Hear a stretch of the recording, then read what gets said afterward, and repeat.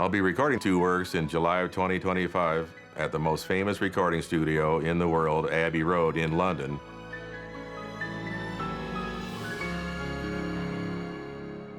My original intention was to record 2 of my orchestral works in Europe. Pianist Robert Thies talked me into trying Abbey Road. I thought I'd never get in there.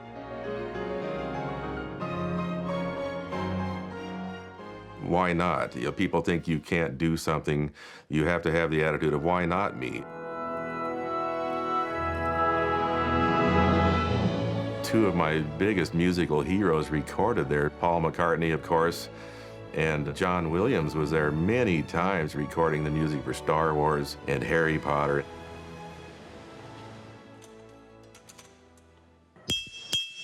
I'll have to play it. No.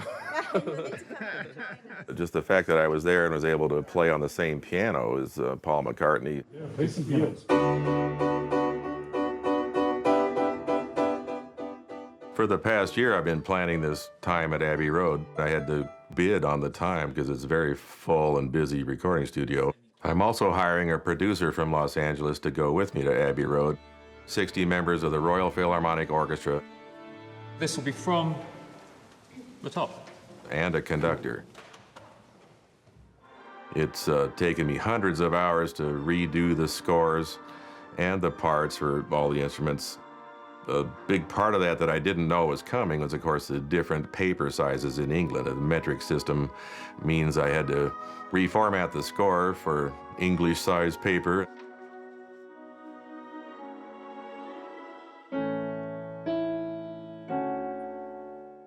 I'm a lifetime musician. I reached up and started playing the piano at about 3.5 years old and played piano essentially all my life.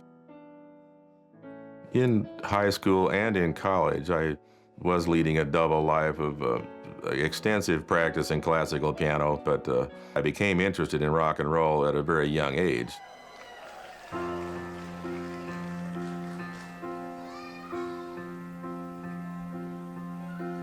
When I was young, I never needed anyone. I'll be receiving a Lifetime Achievement Award at the Iowa Rock and Roll Hall of Fame. I definitely wanted to be a rock star at 18, but I also loved classical music so much that it eventually, of course, led to things like composing these large orchestral works. I think of all the friends I've known. I think, in a way, he was born to do what he's doing. And I'm so glad it's music.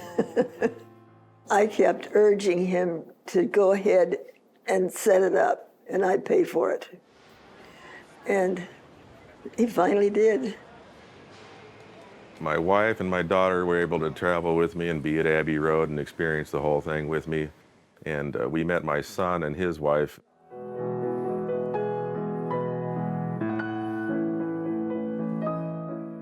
For the past 30 years, I've been teaching music theory and piano lessons at Simpson College. I am going to retire soon, and I look at this as a stepping stone to the next chapter of my musical life. Hello, it's wonderful to be here. Greetings from the American heartland. I live in Des Moines, Iowa, and it's great to be here, of course, with the history of Abbey Road and the reputation of the Royal Philharmonic, and I'm just thrilled to be here. The piano concerto, I can tell you, for today was commissioned and originally dedicated to the memory of 2 fine musicians, a mother and daughter who both passed away within a few weeks of each other.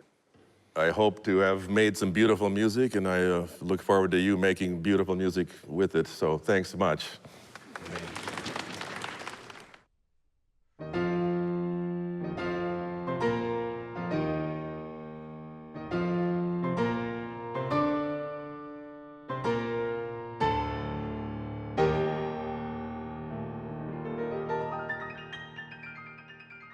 I'm very excited and pleased to have Robert Thies, Grammy-nominated and International Prize-winning pianist, as the main part of this project.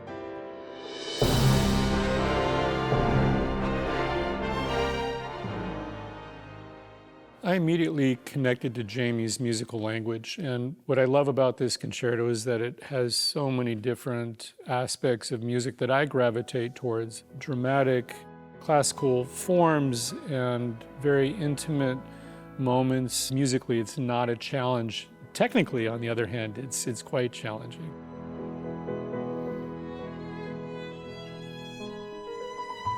Conductor Jeffrey Patterson has led major orchestras all over Europe.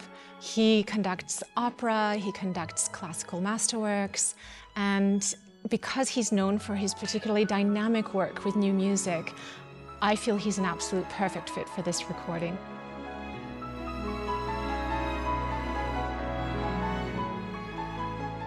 Jamie's piano concerto, it's a magnificent piece. It has a really wonderful dramatic sweep, moments of kind of exquisite, delicate beauty and romantic grandeur. And it carries you, I think, in one huge romantic arch from the beginning to the end.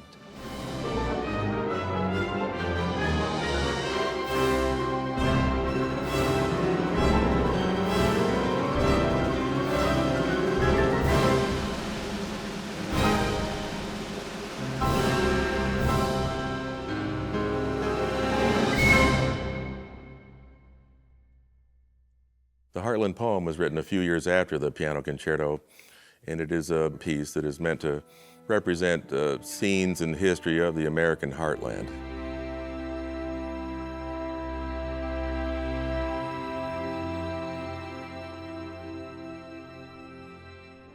For me, as a Brit coming to American music, it takes me to somewhere very different and somewhere really evocative.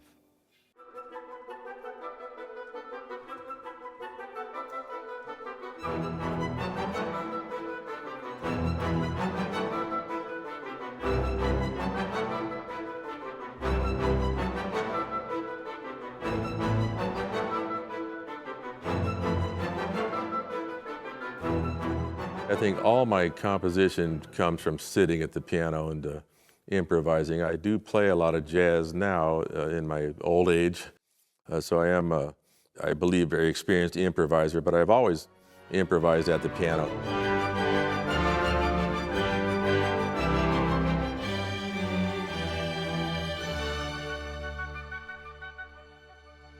I've heard his pieces that he's been working on my whole life. It's like seeing the music that's been imprinted on your DNA is being immortalized. We've seen him come home from playing gigs and teaching school and then continue to work on all of this stuff into the late night and not get any time to rest. So I hope that he gets to absorb what he's accomplished and the stage that he's on now. It's very, very personal to him. I think a lot of people don't understand the vulnerability of writing music and putting it out there for other people to hear. I definitely have a lot more to do, just even related to these pieces, but I certainly hope to produce some new things, especially a new opera and maybe a second piano concerto.